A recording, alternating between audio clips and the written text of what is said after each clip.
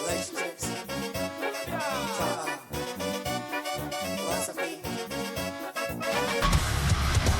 Relationships, trauma, philosophy. We are living a life people dream about, traveling the world together and doing things most couples never get to do. So why are there moments we sit there thinking, why doesn't this feel like we imagined? Welcome to the Yalla Habibi podcast. I'm Scott. And I'm Shelby. We are a couple exploring what freedom looks like in a modern relationship. We are not here as experts, and we are definitely not the perfect couple. So if you have ever felt pulled between what you are meant to do and what actually feels right, you are in the right place.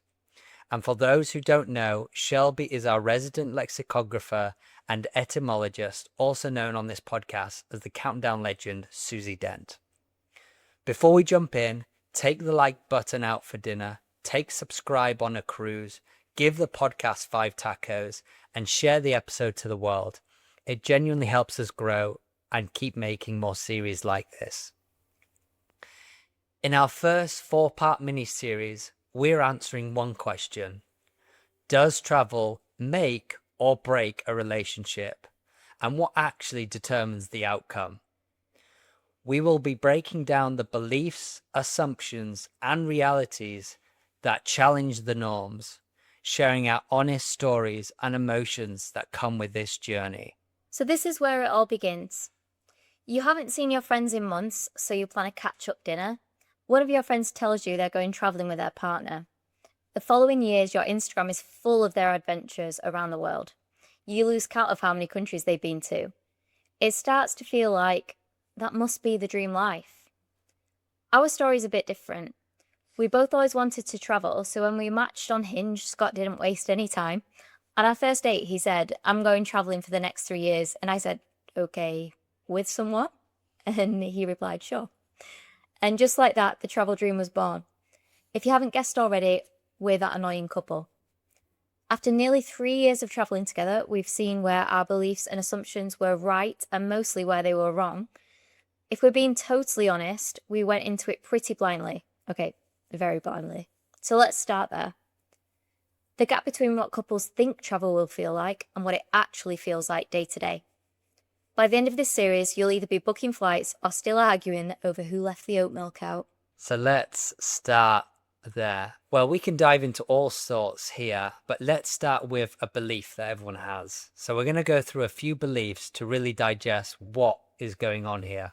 So the first belief a lot of people have, that is traveling must be the dream life for a couple. And really the assumption here is travel will automatically feel amazing every day. So is that the reality? Well, we dreamt of seeing all the wonders of the world, and we are on for that.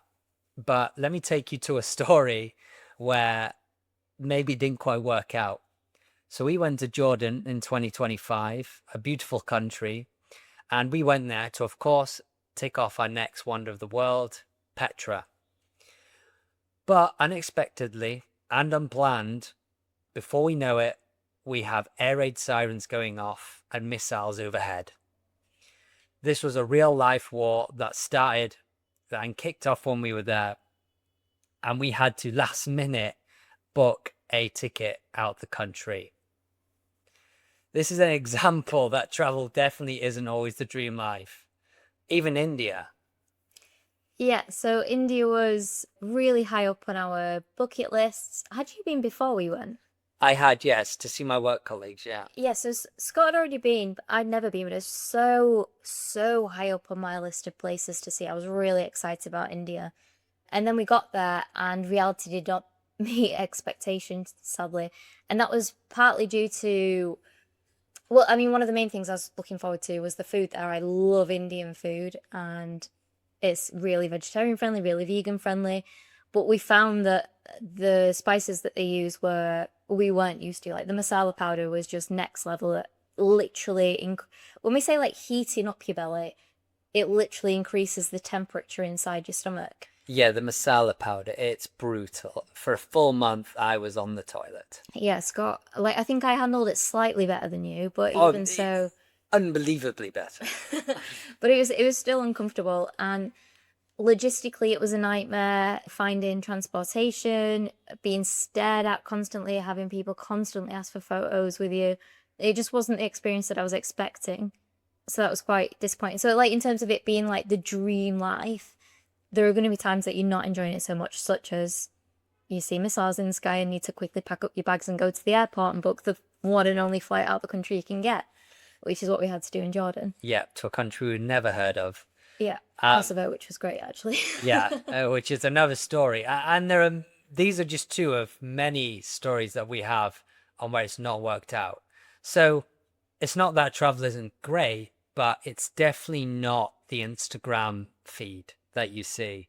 There are a lot of hardships, unexpected, whether that's in the country, unplanned, or maybe just struggles in your relationship. Traveling is definitely not always the dream, but in the times that it's good, it can definitely feel like a dream. Yeah, like I would say that we regularly say to each other, we live in the dream. Like I think that it kind of depends on you as an individual, you as a couple, and then also the places that you're going and how much they match your lifestyle, I would say. Yeah. So let's go on to another belief. A big belief that we hear is traveling is too difficult for us to plan and navigate. And this very much assumes that one will struggle too much with the logistics, the finances, the heat, the culture, the food. Add another 100 things. And yes, this can be challenging. We, like going on from the Jordan story, we unexpectedly had to book the only flight. How did this happen? Well, we ran to the airport and hurriedly wanting to get out, as was a lot of people. And we were just trying to book every ticket. And we booked a flight, it got cancelled. But did we ever get refunded for that? We got refunded for that one, but we never. So originally we were going to go from Jordan, like once we'd had a few weeks there, we were going to go on to Cairo. That flight we haven't been refunded for, like our original planned booking. But we did book a flight to Cairo, and within 20 minutes it was cancelled. Yeah, which we spent something like £600 on that. Yeah. We were pretty mortified, and then just boom, boom, everything was cancelled. And the one pattern we recognised is the airlines that weren't cancelling were the local Jordanian airlines. So we're like, okay, we need to get on a Jordanian airline because they're trying to get people out. And it gets even weirder because the country that we ended up booking a flight to wasn't on the screens, had no record on, because there's different websites you can go on, like FlyRadar, to see the record of these flights in the past and are they on time, etc. On the airline's website, it didn't exist. The airline's website didn't exist. There was no footprint at all of this flight. But when we looked to the right of us, it said Kosovo. So we were like, what on earth is this flight? And we went up to them and we asked about it and said, is there tickets? And they went, yeah, there is. And we're like, okay, great. Well, that works out. And then we're like, this is strange because there's no evidence of this flight, but there is a ticket counter. We're in the airport, so it must be. So we go ahead and start doing it, but it just got stranger and stranger. Already we were tense, and it just doesn't happen that there's no record of a flight. Then the third thing to happen was the person getting us our tickets, they lost our passports. Yeah, they handed you some passports that weren't ours. Yeah, a passport of another man who had a beard. Who I very quickly found. Luckily, he just wasn't far. He just also purchased his tickets. And she crapped herself, though. She just, that's the one no, isn't it? If you check in someone and do not lose somebody's passport and give it to someone else. No, she went white. So luckily we found him. We got them back. So now we're like, oh, this is really, really dodgy. We're feeling more and more tense. I think we had to pay in cash. Yeah, that was the next one. Exactly. She said, do you not have cash? And then what got me, I was like, no, we'll pay on card. Then when you were gone at this time, she said, but your partner said you'd pay in cash. And I hadn't said that, to clarify, because we had no cash. Yeah, I'd be like, I know for a fact. So I was like, you're not just asking for cash, but you've just lied to me. Yeah. This is every red flag in the world was going right now. So I was like, I was getting to the point of totally against this airline, this flight. Was it there that they kept moving the gate as well? Yeah, they moved the gate. Well, it was about 4 hours late, and they moved the gates about maybe 3 Yeah, we had times. to go to a separate like part of the airport to where we were for the different gate, and there's part of me that was like, there's a lot of signs to say don't get on this plane. Yeah, it was really weird. And when we finally got on the flight, it wasn't full. It was quite a big airline. It was obviously an older Jordanian plane because you nice could though. tell. But it was nice, but you could tell it was older, but it was barely full. Yeah. It was such a weird, and we couldn't get any sense on why it was. It was small. It was like a 2-3-2 configuration. There's somebody sat in our seats, I remember, and we were like, yeah, no, you're fine, you take them, we'll take the row behind, or whatever it was. So, in summary, but for me, that was, although it was scary, it was also one of the most exciting and liberating, I think, travel experiences, because we just figured it out. We literally just packed our bags and went to the airport the next morning after we'd seen the missiles. Like, I was on a team meeting.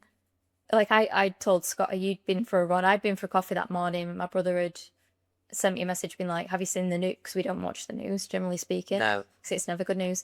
And then even a colleague messaged me like, you're in Jordan, are you? Like, have you seen this? So I'm just sat there, like, staring blankly on this, on a team meeting, being like, I need to leave.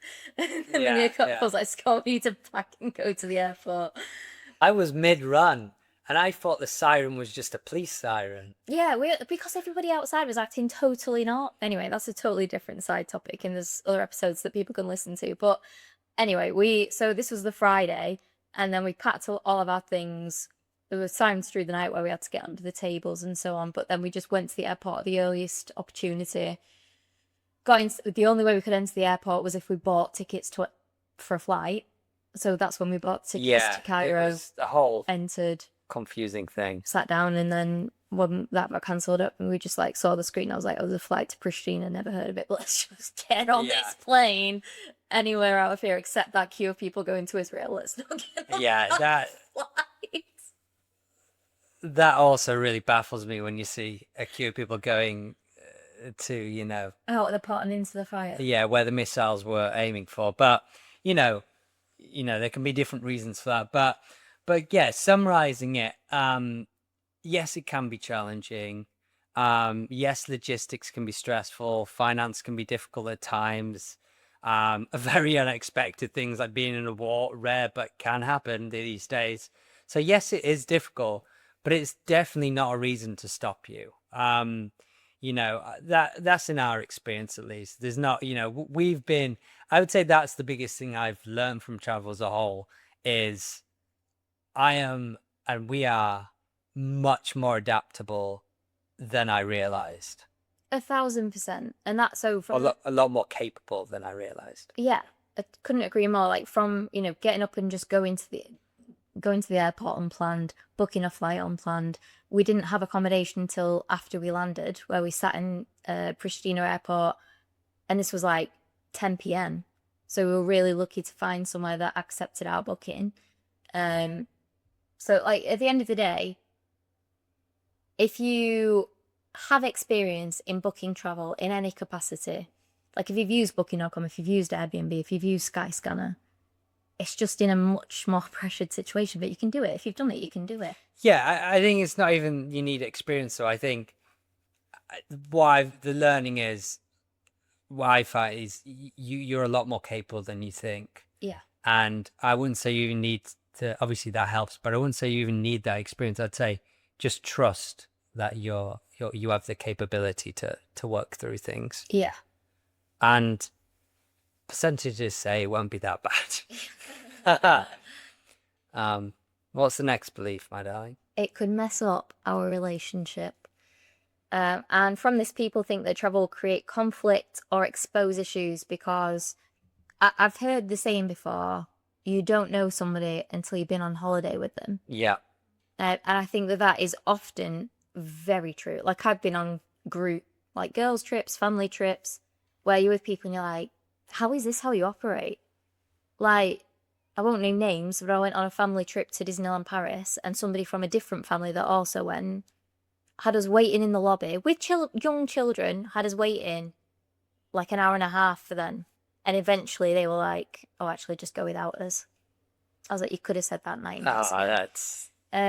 So that was really annoying because they were like, oh no, let's all get breakfast together. Let's, we're all going to go together. They were very adamant. No, we're not going to be long. We're not going to be long. And that, that does create issues. Luckily, I'm quite laid back. But I think that those kinds of things that you don't really know how people operate in a certain situation until you're in either living with them or traveling with them. So if you don't currently live with your partner and you're considering going traveling, that potentially could create an additional strain. I'm just going to throw it out there. If you don't know what they're like. Yeah, and we'll get into the detail throughout this series. We're going to be unpacking a full 4 episodes, including an expert in the final episode we'll be interviewing. So don't worry, we'll be getting to all the answers on all those questions as well. But in short, yes, there is a strain, but I would compare it to having a mortgage or having a demanding job. Do I dare say having kids?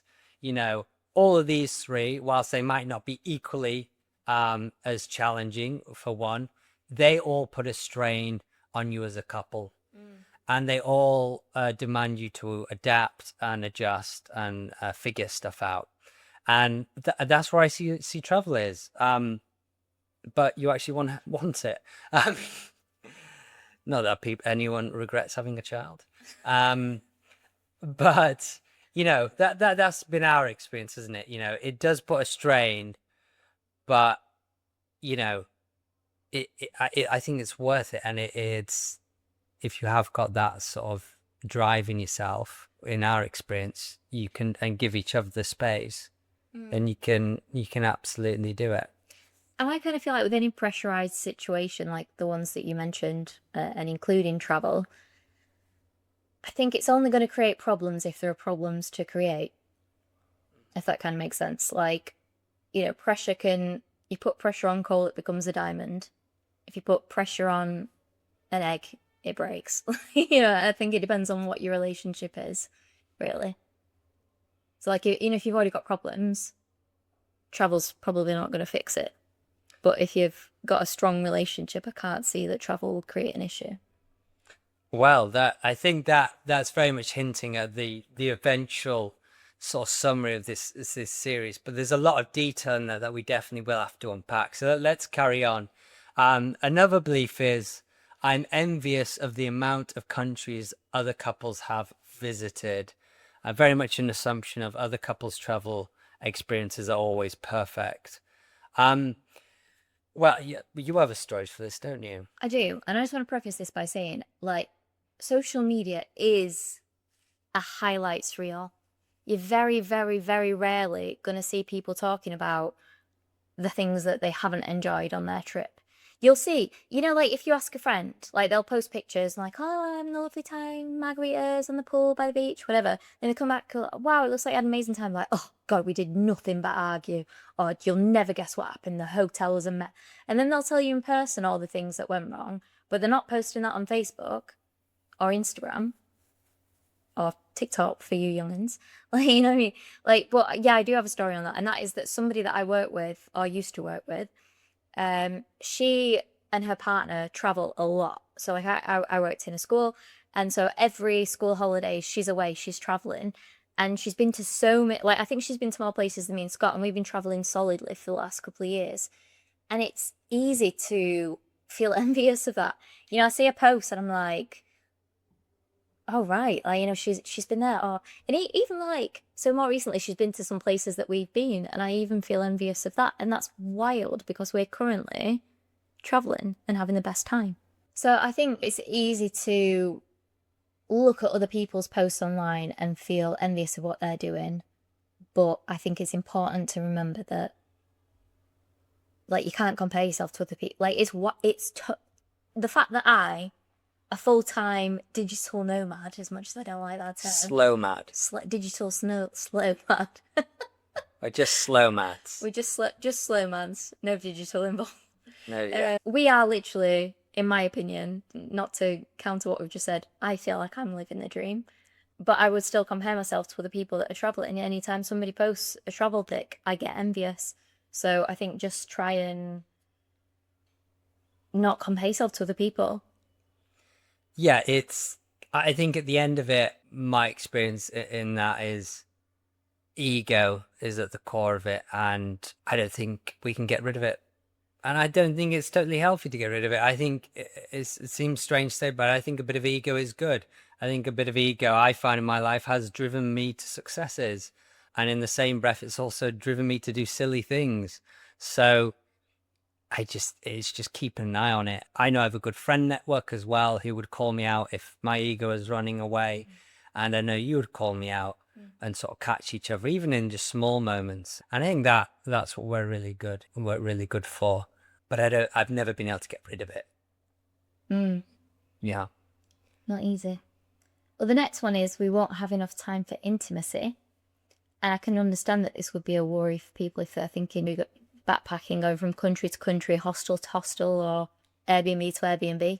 And the belief around that is that travel will reduce connection or romance even. That's the assumption. That's the assumption, yeah. So the belief is we won't have enough time for intimacy, which assumes travel will reduce the connection or romance. Yeah. So couples can still find intimacy, and planning and presence matter more than location. So I think there's a fun story around this. I'm not sharing this. You share this story. And I want to make it clear, Shelby requested to put this story in. This may be redacted because I said you got to say it because it's not going to come out well from my mouth. Well, basically we learned when we were traveling in Asia that, and no shade on this as well, like I don't want it to sound like I'm throwing shade, I'm not, it's just anatomically factual. Basically, we could only find smaller condoms in certain countries in Asia. And that's not all countries, I might add. Japan was fine. But Indonesia, we got condoms, and they were literally in like a chewing gum wrapper. They were really, like, they didn't fit. And I'm firmly of the belief it's not the size of the boat, it's the motion in the ocean, to paraphrase McFly, or to quote McFly, I guess. But yeah, basically, we could only get small condoms in Indonesia, and that was quite frustrating. When we were in Malaysia, we were there for Valentine's Day, and we did manage to get some. They put the millimeterage of circumference, don't they? Yeah, I was blown away by that. Yeah, so they're very specific. It's not like just like regular, large, extra large, whatever. They are millimeter diameter explanation or circumference, or I don't remember exactly what the measurement was. And they all sucked the life out of me. They all suffocated my darling. But we found some on Grab, the app, which is like it's taxi service, food delivery service. My ad, Shelby spent the next one studying condoms in Asia. You literally, you analyze the packaging online. You understand. I didn't know the millimeter thing. You understood that, and you managed to find this like one shop in the whole Malaysia on Valentine's Day. I did, and it was on Grab, and I think it might have been like they'll go into the pharmacy. But the thing is, when you order something through Grab, the Grab driver has to go into the shop, pick out the item, and then deliver it to you. And we found the only ones we could find that were correct were some chocolate flavoured ones. So on Valentine's Day, this poor man had to go into a shop, pick up some chocolate flavoured condoms, and then hand deliver them to us. And it's good. And not right, there's a whole story around that where you farted as well and then hid around the corner. I don't remember exactly the situation. But you're coming out of the elevator, you just did a massive fart. Oh, yes. Oh, was that on the way down? It was Oh, yes. romantic. Yeah. Romantic, See, yeah. you can make time for romance when you travel. You absolutely, that it's a funny story, and I was a bit shy sharing that, but it's an honest story, and even in those funny moments, we've managed to find intimacy. So it can be difficult, especially when the aircon unit stops working, and there's lots of noise around your accommodation. But, you know, we have found those moments that have we've made it special for us. Yeah. Whether that's going out for dinner together or trying to find the biggest condoms we can in Malaysia. There you go. So we have one more belief we want to go through here before we get to our segments. And do stick around for the segments, because that's going to be very much sharing one of the biggest, would you say aphrodisiac? Yes. The biggest new aphrodisiac you never knew about. So men, listen up. And I'm sure, and in Shelby's Good Vibes Only. Yes, we are going to be discussing the happiness level that traveling brings you. Yeah, so do stick around for that. There's some quick segments at the end of the episode. So let's get into the final belief. One of us might want to stop or slow down. I hear this a lot from people. I had this same belief. And this very much assumes that we will disagree in the relationship on the pace and it will cause resentment. Now, this was definitely a big belief of mine before we were starting. As you've learned at the start of this episode, I came in pretty ballsy, and I sort of didn't realize at the time how ballsy that was, because I could have lost Shelby to that very, comment saying, look, I'm off traveling for 3 years. Either jump on or jump off, which is pretty, now I think of Book a it. ticket or fuck off. I saw, luckily you were on board. So that was pretty sort of hardcore. But what we've done and where we've balanced is, one, my plan was to go traveling. It was probably about 6 to maybe 8 months before we started. So one, adapted that straight away, because I realized, oh, wait a minute, I've actually found one that I want to stick with here. This is a real person that I'm really connecting with. That's important. I need to focus on that. As they say, the love comes at the most unexpected moments, don't they? So I was like, that's too important. That's a big time. So focused on that. And we obviously spoke about all our dreams and desires, and travel was very much one. So we made it adaptable to us. I pushed my plan back by about 8 months. And what we did is I would say also made it made it like a lifestyle. So we would travel on average for about 8 months a year for the last 3 years. And in the other 4 months, we would be back for summer. So we could connect with our family, see all our friends. In summer in the UK, everyone's out, everyone's catching up, lots of birthdays around that time. And we came back for Christmas time. So then we could spend Christmas, New Year's, see everyone catch up. And we came back for a few weddings and notable events. So does that add a bit of cost, flying back and forth? Yes. But I think if you are smart with your planning and you're not going back more than sort of twice in a year, and also what we also did is went from country to country that got us closer, or to a country which was just randomly really cheap to get home, like Hong Kong was just like crazy cheap to get home. Yeah. Then we would do that. So we adjusted. Again, in my mind, I was like, I'm going now and I'm going for 3 years, and I pretty much want to go 100% exit for Christmas.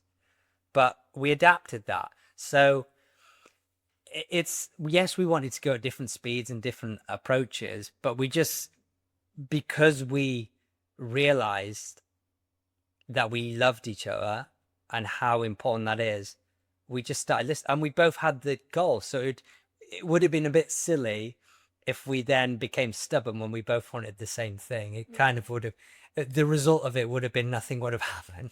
Yeah. So I think we just naturally, it wasn't like a forceful thing. I think there would have definitely been moments of like struggle and maybe a bit of friction at times of our travel plans. I'll admit that. But I think for the most part, I'm overjoyed with how it's worked out. Yeah, I couldn't agree more. Like we've been really adaptable to each other's wants, and like if there's somewhere specific that one of us has wanted to be on our birthdays, for example, in our first year of travel, we went to the French Open. For me, France was never on the plan, but we had an amazing time, so we did that. We've kind of rejigged things this year around your birthday, and that's worked out really well that we've done that. So I think It's just being adapt. At the end of the day, don't be stubborn. Like, don't be, no, this is the plan and that's that, and I'm doing this, and you can get on board or you can go elsewhere. Like, you're a partnership, and if one of you's struggling and you want to go, and also be you know what, like, every relationship's different. I think be willing to say, well, I'm ready for going home now, and I'm happy for you to continue for a couple of months. Really early in our relationship, we went to Mexico for a month, and I had to go home for work. Scott had work in the United States, and so he decided to stay in Central America, in North America, for I think it was an extra 2 months. Yeah. And that was like in the first year of our relationship. So if we can do that, then I think you can securely in your relationship, wherever you are in it, just be willing to, if necessary, travel separately for a little bit. Yeah. Being adaptable and, yeah, knowing that you are capable. So that is very much digesting all the core beliefs and assumptions and realities of the Dreamverse reality. Now it's time to jump into Scott's WTF of the week. Every week the world gets a little weirder. Let's talk about the strangest thing that went down this week.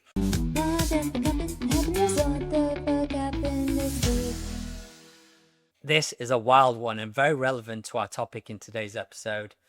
Booking.com, in the campaign This Guy's Book, has come out with some interesting statistics around travel. So let me hit you with a big one already, is over 50% of women say their partner booking a trip is more attractive than foreplay. Well. A free aphrodisiac right there. Book a trip to Alicante ASAP. And isn't that wild? It's a free aphrodisiac. You don't have to spend all that money on those oysters. No, it's not oysters or the caviar.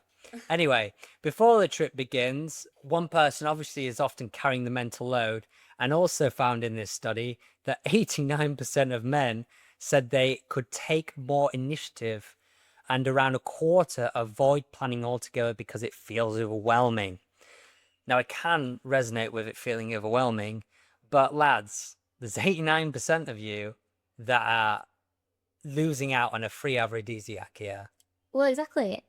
Spend less time trying to initiate sex and spend more time initiating travel. Exactly. It's a win-win. And finally, this is the biggest one that blew my mind. 93% of women find it attractive when their partner plans a trip. That is crazy. Isn't it? But I'll be honest, it doesn't surprise me, because I think anything that takes the mental load off of women, who are typically the calendar keepers, the holders of the mental weight of a relationship, and that's just stereotyping, but that is often the case. They know when all the appointments are, they know when all the birthdays are, they know when all the events that they're going to are.